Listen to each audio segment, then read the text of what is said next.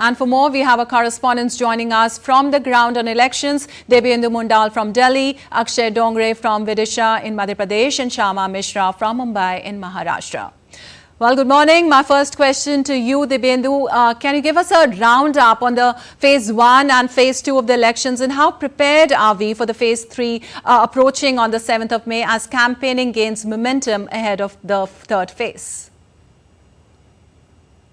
Well, good morning, Lipakshi. As you said, the first 2 phases of elections have been over. The Election Commission last evening released the final turnout of voters, which is about 66% of both the phases that went to elections. Of course, the 2 phases are up. There are about 5 phases to go, still to go.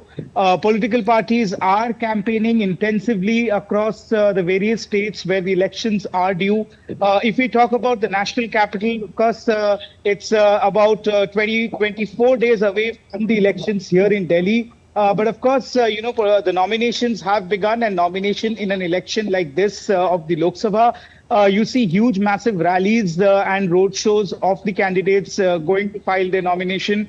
That's what was witnessed on the streets of Delhi yesterday when several candidates from both the Aam Aadmi Party and the BJP went in to file their nominations in their respective constituencies. Of course, the momentum is up. Also, the EC as well as all the political parties are trying to ensure that the voter turnout increases in the successive phases that are still left to go to polls. We have about 5 phases still to go.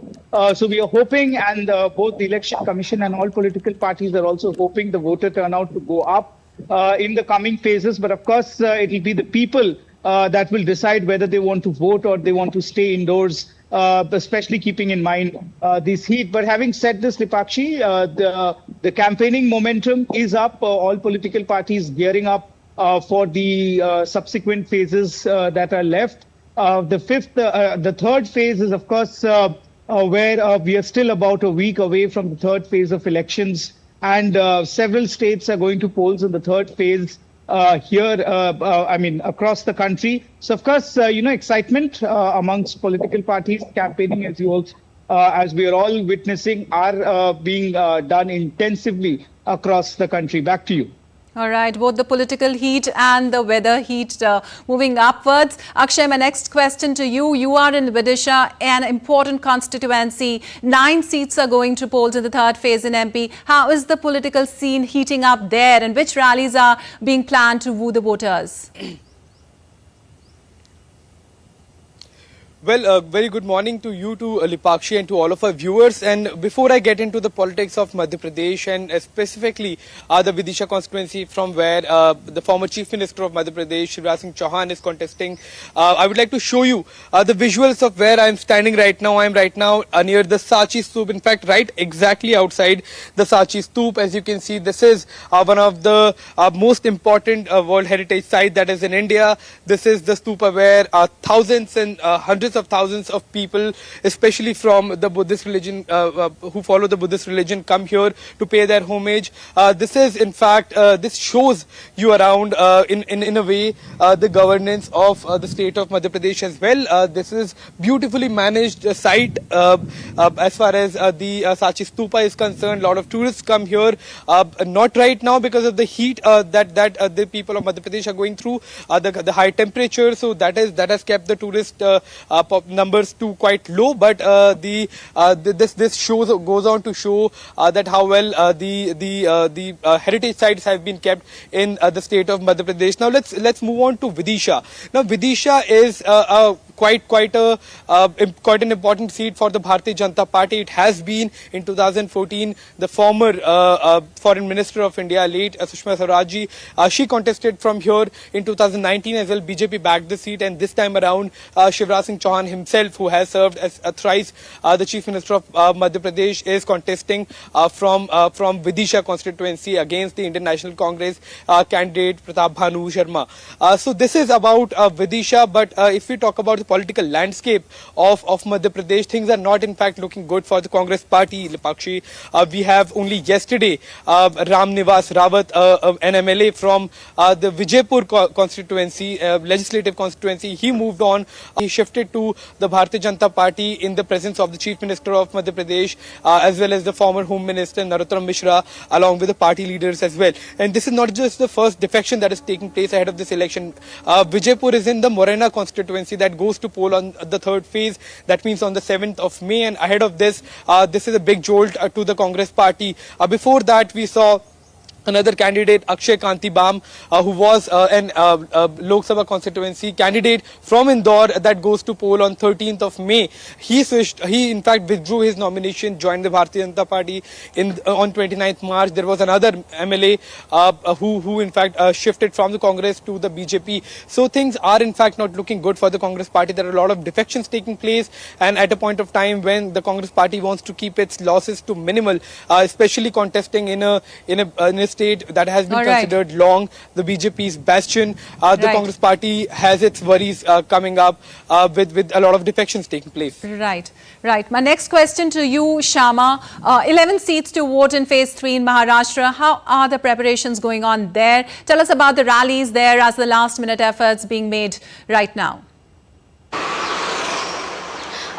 Understanding, the campaigning process that is going on, it's really intense, and as everyone has already spoken about the temperatures soaring up, here in Maharashtra also the temperatures are soaring every day, and with that the political activities have also soared up. We understand how important it is for the Maha Yuti as well as for the Maha Vikas Aghadi, all these 11 seats which will be going for the phase 3 polls. So Prime Minister Narendra Modi in a span of 4 days has already conducted 7 rallies for campaigning for their candidates of that particular constituency. So we understand there are lots of important constituencies, lots of important seats that are going for polls, which includes the high-profile Baramati seat, which has always been known as the synonym for the Pawar, for the Sharad Pawar bastion.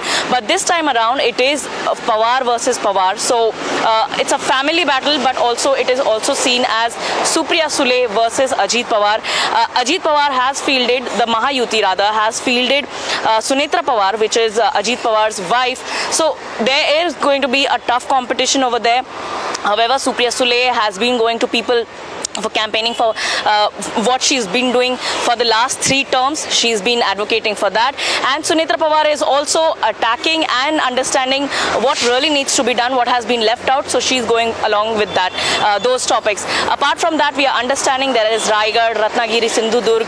So Union Minister Narayan Rane, he's standing from the Ratnagiri Sindhudurg area, so he's also having a stronghold, but that is not going to be easy given the fact that Shiv Sena, the Uddhav Thackeray part is also strong over there. Apart from that, we are understanding that Satara, Sangli, Solapur, all these are important areas where Prime Minister has already come and given the, a nara, I could say, a strong voice to the people that they should be coming out and voting in large numbers, because Maharashtra has been lagging in terms of the voting percentage. Even in the second phase, Maharashtra could not exceed the 60%. So this time around we are hoping, and apart from that, the third phase, we are understanding there are nominations going on for the remaining phases, and we have seen that Union Minister Piyush Goyal yesterday filed his nomination. So campaigning over there also for the rest of the phases are also intense. Back to you, Lipakshi. All right.